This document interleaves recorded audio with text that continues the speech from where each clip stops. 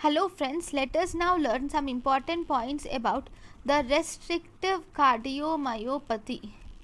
Okay, if you see in the restrictive cardiomyopathy, first and foremost this is here the etiological features we will see first.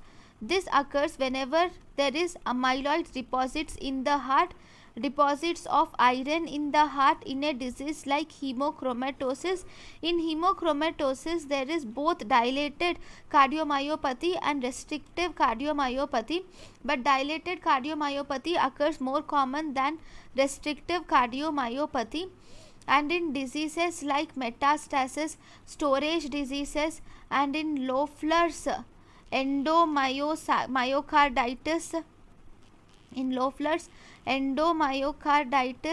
and in fibroelastosis, and also in endomyocardial fibrosis. In all these conditions you will see restrictive cardiomyopathy. So one important thing which you should remember is in restrictive cardiomyopathy there is either deposition of some substances in the heart or there is fibrosis of the heart. As a result, the heart here becomes smaller. It becomes stiffer, actually not smaller, it becomes stiffer. Okay, because of this stiff heart which you can see here, so this will result in difficulty in filling the blood. So as a result, this will result in diastolic dysfunction. Okay, now if you see, we will see some important points about one or two diseases which are seen here. So one, we will see some important points about this Loeffler's endomyocarditis. This Loeffler's endomyocarditis is an allergic type of reaction where there is increased eosinophils occurs, where you will see presence of increased eosinophils, and you will also see presence of myocardial necrosis is seen.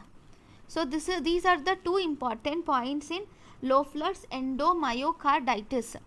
Then if you see, the next disorder is some points about fibroelastosis.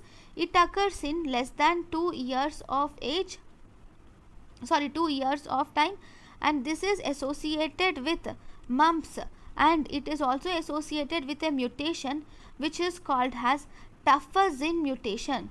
Fibroelastosis is associated with Tuffer-Zinn mutation. And there is one more important thing, this endomyocardial fibrosis is seen in young adults. So this is about restrictive cardiomyopathy. Thank you for watching.